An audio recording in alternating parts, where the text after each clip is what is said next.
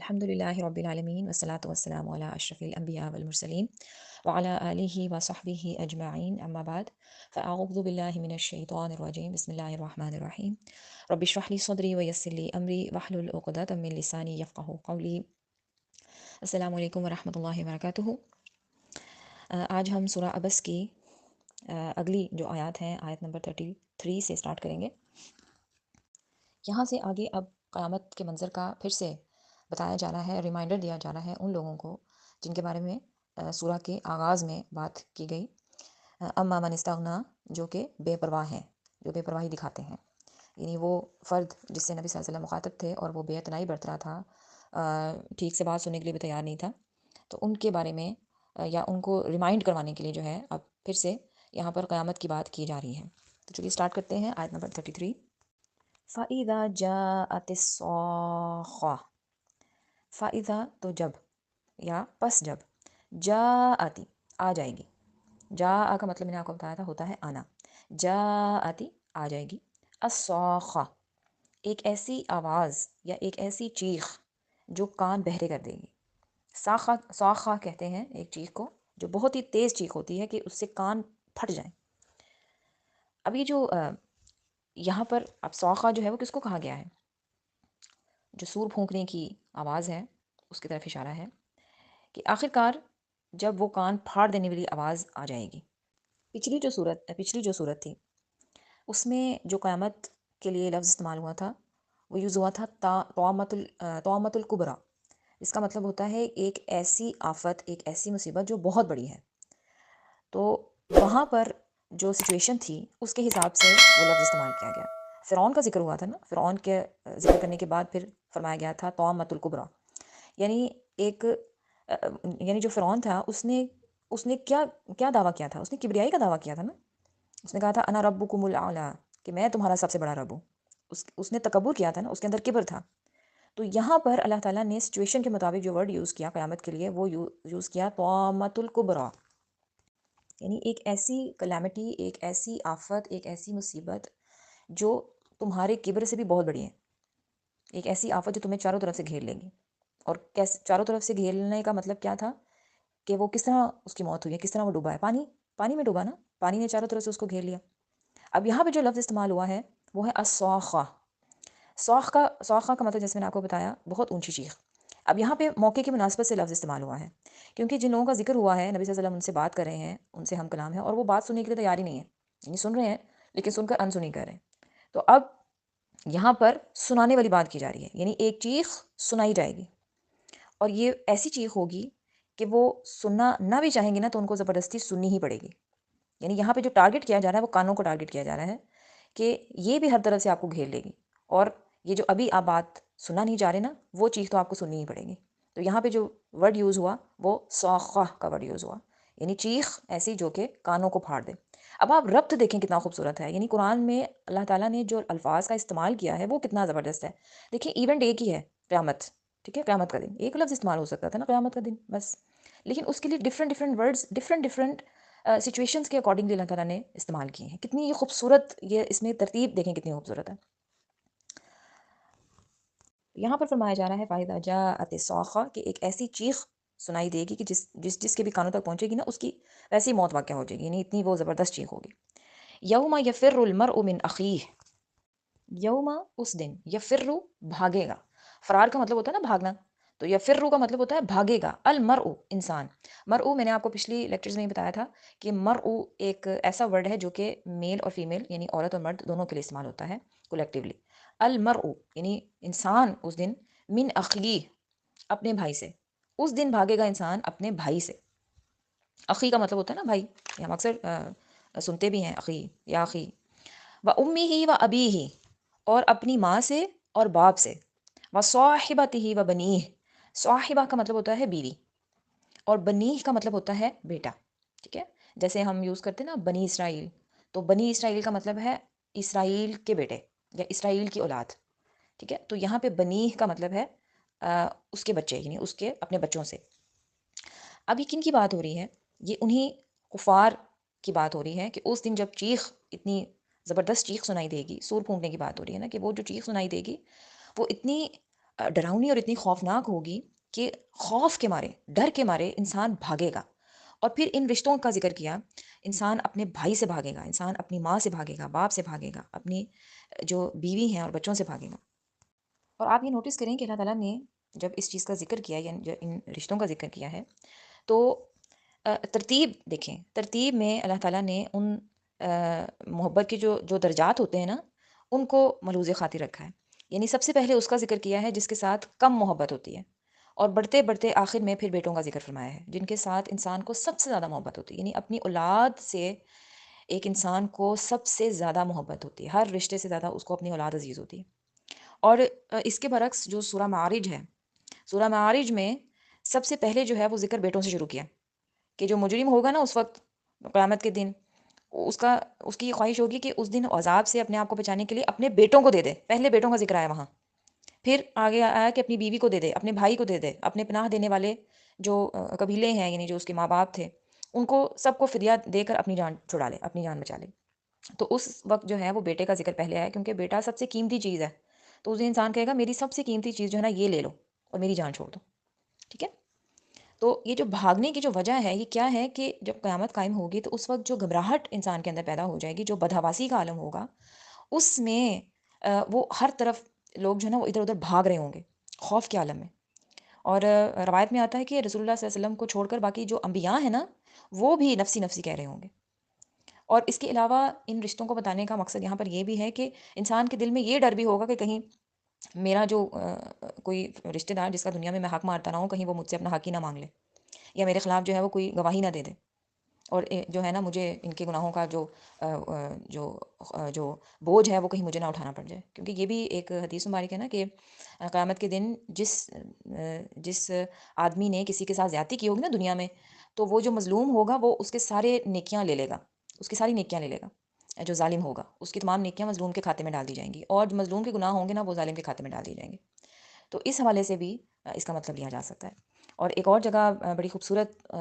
بات جو ہے وہ اللہ تعالیٰ نے فرمائی ہے سورہ حج میں، سورہ حج کی آیت نمبر 2 میں اگر آپ دیکھیں تو اس میں اللہ تعالیٰ فرماتے ہیں کہ بھول جائے گی ہر دودھ پلانے والی جس کو وہ دودھ پلاتی ہے۔ یعنی یہاں پہ بچے کا ذکر نہیں ہوا کہ اپنے بچے کو بھول جائے گی، بلکہ کہا کہ جس کو وہ دودھ پلاتی ہے، یعنی اس کو اتنی بھی سینس یا اس کو اتنی بھی ہوش نہیں رہے گی کہ میں دودھ پلا کس کو رہی ہوں۔ یعنی وہ اپنا جو ہے وہ دودھ پلانے والی جو ہے وہ دودھ پینے والے کو چھوڑ دے گی، بھول جائے گی اسے، اور جو حمل والی ہے وہ اپنا حمل اس کا گر جائے گا۔ یعنی اس قدر یہ ایک ایسا بدحواس کرنے والا دن ہوگا۔ آگے اسی چیز کی کنٹینیویشن ہے، لِكُلِّ امْرِئٍ مِّنْهُمْ يَوْمَئِذٍ شَأْنٌ يُغْنِيهِ، کہ ان میں سے ہر ایک کو اس دن اپنی ایسی فکر پڑی ہوگی کہ اسے دوسروں کا ہوش ہی نہیں ہوگا۔ یہ وہی بات جو ابھی میں نے آپ کو بتائی، لِكُلِّ لیے، یعنی کسی کے لیے، لِكُلِّ امْرِئٍ ہر شخص کے لیے، مِّنْهُمْ ان میں سے، یومئذ اس دن، شأنٌ ایسی حالت ہوگی، یغنی جو غنی سے لفظ نکلا ہے، یغنی جس کا مطلب ہوتا ہے بے پرواہ ہو جانا، یہ ہم پیچھے بھی پڑھ چکے ہیں، بے پرواہ کر دے گی اسے۔ یعنی ہر اس دن جو ہے ہر ایک کو اس دن ایسی فکر پڑی ہوگی، ایسا وہ خوف کی حالت میں ہوگا کہ اسے کسی دوسرے کا ہوش نہیں ہوگا۔ بلکہ مجھے ایک حدیث یاد آ گئی ہے، عائشہ رضی اللہ تعالیٰ عنہا سے روایت ہے کہ رسول اللہ صلی اللہ علیہ وسلم نے فرمایا کہ قیامت کے دن تم ننگے پاؤں، ننگے جسم اور بغیر ختنے کی حالت میں اٹھائے جاؤ گے۔ تو عائشہ رضی اللہ عنہا فرماتی ہیں کہ یا رسول اللہ پھر تو مرد اور عورتیں ایک دوسرے کو دیکھیں گے؟ تو آپ صلی اللہ علیہ وسلم نے فرمایا کہ معاملہ اس سے اتنا سخت ہوگا کہ یہ بات ان کی سوچ میں بھی آئے، یعنی یہ بات وہ سوچ بھی نہیں سکیں گے کہ کوئی جو ہے وہ بغیر کپڑوں کے میرے سامنے کھڑا ہے، کوئی مرد یا عورت۔ یعنی اتنا زیادہ اس وقت سب کو اپنی اپنی پڑی ہوگی کہ کوئی کسی کی طرف نہیں دیکھے گا۔ اب آگے ذکر آ رہا ہے اگین دو کیٹیگریز کا، دو طرح کے لوگوں کا، وجوہ یومئذ مسفرہ۔ وجوہ کا مطلب ہوتا ہے چہرے، کچھ چہرے، یومئذ اس دن، مسفرہ روشن ہوں گے۔ مسفرہ کا مطلب ہوتا ہے برائٹ چہرہ، روشن چہرہ، چمکتا ہوا چہرہ۔ تو یہاں پر وجوہ کا مطلب ہوتا ہے کچھ چہرے، یعنی سارے چہرے نہیں، کچھ چہرے۔ وجوہ یومئذ مسفرہ، اس روز کتنے ہی چہرے یا کچھ چہرے تو چمکتے ہوں گے، روشن ہوں گے۔ ضاحکۃ مستبشرہ، ضاحک کا مطلب ہوتا ہے ہنسنا۔ ایک ورڈ ہوتا ہے تبسم، تبسم کا مطلب ہوتا ہے مسکرانا، یعنی ہلکی سی اسمائل آپ کے چہرے پہ ہو۔ ضاحک کا مطلب ہوتا ہے اونچے سے ہنسنا، یعنی اس طرح سے ہنسنا کہ آواز پیدا ہو اور آپ کے دانت بھی نظر آئیں، یعنی منہ کھول کے ہنسنا، یعنی کہا لگانا، ہنسنا۔ مستبشرہ، مستبشرہ کا مطلب ہوتا ہے خوشیاں منانا۔ یہ لفظ جو ہے استبشار سے نکلا ہے، اس کا مطلب ہوتا ہے کہ کوئی اچھی خبر سننے کے بعد خوش ہو جانا، یعنی اگر آپ پر کوئی اداسی چھائی ہوئی ہے تو اس اداسی کو ختم کر دینے والی خوشخبری، تو اسے سن کر خوش ہو جانا۔ اب یہ معاملہ جو ہے ظاہر ہے یہ کب کا ہے؟ جب اعمال نامے جو ہے وہ دائیں ہاتھ میں دیے جائیں گے جن لوگوں کے، تو اس کے بعد کی کیفیت بیان کی جا رہی ہے کہ ان کے چہرے جو ہیں وہ خوشی سے چمک رہے ہوں گے، وہ ہنس رہے ہوں گے، قہقہے لگا رہے ہوں گے، اور ان کے جو چہرے ہیں ان کے اوپر سے ساری اداسی ختم ہو جائے گی، ٹھیک ہے؟ یعنی اب ایسی کوئی ریزن نہیں ہے کہ وہ خوف میں مبتلا ہوں، یا کوئی ایسی ریزن نہیں ہے کہ وہ اپنی اسمائل کو یا اپنی جو مسکراہٹ ہے یا اپنی ہنسی ہے اس کو چھپائیں، اس کی کوئی ضرورت نہیں ہے۔ اب دن ہے مسکرانے کا، اب دن ہے خوشیاں منانے کا۔ اچھا اب آپ یہ نوٹ کریں کہ پچھلی صورت میں بات ہو رہی تھی دلوں کی، دل کی بات ہوئی تھی اور آنکھوں کی بات ہوئی تھی نا سورہ نازیات میں، قلوب یومئذ واجفہ ابصارها خاشعہ، کہ اس دن کچھ دل لرز رہے ہوں گے، یعنی خوف سے کانپ رہے ہوں گے، اور ان کی آنکھیں جھکی ہوئی ہوں گی۔ تو اس سورہ مبارکہ میں جو ہے وہ جو آؤٹ سائڈ کیا حالات ہوں گے، آؤٹ سائڈ کیا کیفیت ہوگی وہ بتائی جا رہی ہے، آنکھوں کے بارے میں بات ہو رہی ہے اور دل کے بارے میں بات ہو رہی ہے کہ کیا کیفیت ہوگی، یعنی جو ہمارے باڈی کے جو آرگنز ہیں ان کی کیا کیفیت ہوگی۔ اب یہاں پر جو ہے وہ ان سائڈ جو ہیپینس ہے اس کی بات ہو رہی ہے کہ اندر سے جو حالت ہے وہ کیسی ہوگی۔ آگے فرمایا وَوُجُوهٌ يَوْمَئِذٍ عَلَيْهَا غَبَرَةٌ، اب یہ بات ہو رہی ہے ان لوگوں کی جو کہ دنیا میں اللہ تعالیٰ کی وحدانیت کے انکاری تھے۔ وَوُجُوهٌ، اور کچھ چہرے، یومئذ، اس دن، علیہا، ان پر، غبرہ، غبرہ کا مطلب ہوتا ہے غبار، گرد و غبار، جو ہم اردو میں بھی استعمال کرتے ہیں نا، گرد و غبار، مٹی۔ تو یہاں پر فرمایا اور کچھ چہرے اس دن ایسے ہوں گے جن پر گرد پڑی ہوگی، غبار پڑا ہوگا، خاک پڑی ہوگی۔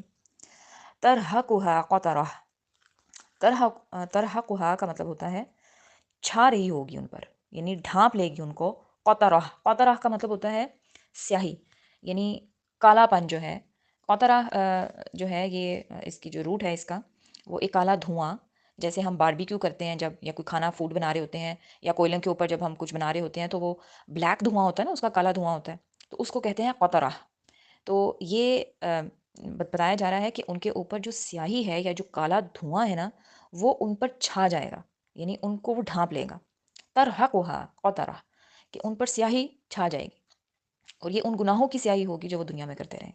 ان کے چہروں پر وہ گناہ جو ہے نا وہ سیاہی کی شکل میں ظاہر ہو جائیں گے، چہرے جو ہیں ان کو ذلیل و رسوا کر دیا جائے گا، اور سب کو پتہ چل جائے گا کہ یہ جو کالے چہرے والا ہے نا یہ اللہ تعالیٰ کا نافرمان رہا ہے دنیا میں۔ اولئک هم الکفرۃ الفجرہ، اولئک، یہی لوگ ہیں، ہم، وہ جو، الکفرۃ، کفرہ کا مطلب ہوتا ہے کفر کرنے والے، انکار کرنے والے، الفجرہ، جو فاجر ہیں۔ فاجر جو لفظ ہے اس کا مطلب ہوتا ہے کسی چیز کو، جو اس کا لفظی مطلب ہے فجور، فجور کا مطلب ہوتا ہے کسی چیز کو پھاڑنا۔ جیسے فجر کا ٹائم ہوتا ہے، فجر کا وقت اس وقت ہوتا ہے نا جب رات میں سے دن نکلتا ہے، یعنی دن رات کو پھاڑ کر دن باہر نکل آتا ہے، تو اس کو ہم کہتے ہیں کہ فجر کا وقت ہو گیا۔ تو روٹ اس کا یہ ہے، فجور کا یا فجرہ کا یہاں پہ جو لفظ استعمال کیا گیا ہے اس کا یہ مطلب ہے کہ یعنی یہ وہ لوگ ہیں جنہوں نے اللہ تعالیٰ کی نافرمانی اس انداز سے کی کہ ورس اور چیر پھاڑ ڈالا، یعنی اللہ تعالیٰ کے احکامات کو اس طرح سے ان کی دھجیاں اڑا دیں اللہ کے احکامات کی، یعنی نہ صرف اللہ کی نافرمانی کی بلکہ اس پر فخر محسوس کیا، اس پر پراؤڈ فیل کیا کہ ہم نے یہ کام کیا، لوگوں کو بتایا کہ ہم نے کیا کارنامہ کیا ہے، ہمیں کوئی ڈر نہیں ہے اللہ کا، کوئی عذاب حضور نہیں، کچھ نہیں ہوتا، کوئی قیامت نہیں آنی، کوئی عذاب نہیں ہونا۔ یعنی ایک تو گناہ کر رہے ہیں، اور بجائے اس کے کہ اس کو چھپایا جائے، الٹا اس کو دکھا رہے ہیں لوگوں کو، اور فخر سے بتا رہے ہیں کہ ہم یہ کام کر رہے ہیں۔ ٹھیک ہے، تو آج کل آپ دیکھ لیں ہمارا بھی تو یہی حال ہے، ہم کیا کرتے ہیں، امت مسلمہ ہر وہ کام ہم کرتے ہیں جو کہ اللہ تعالیٰ کی نافرمانی کا سبب بنتا ہے، اور پھر ہم اس کو سوشل میڈیا پہ لگاتے بھی ہیں تاکہ سب لوگ دیکھیں۔ تو ہمیں اپنی جو زندگی ہے اس پر بھی ہمیں توجہ دینے کی ضرورت ہے، اپنی جو ایکٹیویٹیز ہیں ان کا تجزیہ کرنے کی ضرورت ہے کہ ہم کس لیول پہ ہیں، کہیں ہم بھی فجور میں تو شامل نہیں ہو رہے، خدا نخواستہ کہیں ہم لوگوں کی زندگی بھی جو ہے وہ ایسی تو نہیں گزر رہی کہ ہم اللہ تعالیٰ کے احکامات کی دھجیاں اڑا رہے ہیں۔ تو یہ سورہ مبارکہ اپنے اختتام کو پہنچی، اس کی جو سمری ہے وہ ہم دیکھ لیتے ہیں کہ شروع میں دو طرح کے لوگوں کا ذکر کیا گیا ہے، ایک وہ جو اللہ تعالیٰ کے انکاری ہیں اور ان کو کوئی فرق نہیں پڑتا، اللہ تعالیٰ کیا کہہ رہے ہیں، وہ ہم سے کیا چاہتے ہیں، قیامت آئے گی، انہوں نے کسی چیز کا یقین نہیں کیا۔ اور ایک طرف وہ لوگ ہیں جنہوں نے اللہ تعالیٰ کا خوف اپنے دل میں رکھا، جنہوں نے اپنے آپ کو نیک بنانے کے لیے، اللہ تعالیٰ کی نظر میں اپنا اچھا مقام بنانے کے لیے بھاگ دوڑ کی، جنہوں نے کوششیں کی، جنہوں نے ایفرٹس کی تزکیہ نفس کرنے کے لیے، اپنے آپ کو گناہوں سے پاک کرنے کے لیے، اللہ تعالیٰ کی خوشنودی حاصل کرنے کے لیے۔ دو طرح کے لوگوں کا ذکر کیا گیا، اور پھر سورت کے جو آخر ہے اس میں ان دونوں لوگوں کا انجام بتایا گیا ہے کہ جو دنیا میں خوف خدا اپنے دل میں رکھتا تھا، آخرت کی فکر رکھتا تھا، قیامت کے دن اس کا چہرہ خوف سے آزاد ہوگا، اس دن اس کا چہرہ روشن ہوگا، دن کی طرح روشن ہوگا اور ہنستا مسکراتا ہوگا۔ اور ابھی اس دنیا میں جو ہنستا ہے، کہکے لگاتا ہے، کوئی چیز سنجیدہ نہیں لیتا، اس دن اس کے چہرے کا رنگ کالا پڑ جائے گا اور خوف اس کو گھیر لے گا۔ لیکن اب جو ہے وہ پچھتانے کے علاوہ اور کچھ نہیں، عمل کرنے کا وقت گزر چکا۔ تو یہ حدیث مبارک بھی ہے نا کہ دنیا کافر کے لیے جنت ہے لیکن مومن کے لیے قید ہے۔ اللہ تعالیٰ ہمیں ان لوگوں میں سے نہ کرے جو طاغین ہیں، جن کے بارے میں ہم ان صورتوں میں پڑھ چکے ہیں، جو طغیانی کرتے ہیں، اللہ تعالیٰ کے احکامات، اللہ تعالیٰ کی حدود کو کراس کرتے ہیں۔ اللہ تعالیٰ ہمیں استغنا لوگوں میں سے نہ کرے جو بے پرواہی برتتے ہیں، جو بے قدری کرتے ہیں اللہ تعالیٰ کے نبی صلی اللہ علیہ وسلم کی بتائی ہوئی تعلیمات کی۔ تو ہمیں اپنی زندگیوں کا جائزہ لینا چاہیے اور ہمیں یہ عہد کرنا چاہیے کہ ہماری زندگی میں ایسا کوئی بھی کام جو ہو رہا ہے جو اللہ تعالیٰ کے احکامات کے خلاف ہے، ہم نے اس کو اپنی زندگی سے نکالنا ہے۔ آج اگر ہمارے دل میں اللہ تعالیٰ کا خوف پیدا ہو گیا تو قیامت کے دن ہم خوفزدہ نہیں ہوں گے، یہ اللہ کا وعدہ ہے۔ اللہ تعالیٰ ان کو کافی ہو جائے گا ہر معاملے میں، دنیا میں بھی اور آخرت میں بھی، یہ اللہ تعالیٰ کا وعدہ ہے۔ تو یہ جو ہے ہمیں اس چیز کے اوپر ابھی سے کام کرنا پڑے گا۔ اور ہم ینگ ہیں، اللہ تعالیٰ کو جوان کی توبہ بہت پسند ہے، جتنے بھی گناہ گار ہوں، پہاڑوں جتنے بھی گناہ ہیں، ہمارے سمندروں جتنے بھی گناہ ہیں، ایک ندامت کا آنسو اللہ تعالیٰ کو اتنا پسند ہے کہ وہ ہمارے تمام گناہوں کو معاف کر دیتا ہے۔ یہ اس کا وعدہ ہے، یہ کوئی سنی سنائی باتیں نہیں ہیں، یہ ہمارے نبی صلی اللہ علیہ وسلم ہمیں بتا کر گئے ہیں، ٹھیک ہے۔ تو اسی خوبصورت بات کے ساتھ ہم اپنے لیکچر کو اختتام کرتے ہیں اور انشاءاللہ اگلے لیکچر میں ہم نئی صورت سٹارٹ کریں گے۔ سبحانک اللہم و بحمدک، اشہد ان لا الہ الا انت، استغفرک و اتوب الیک۔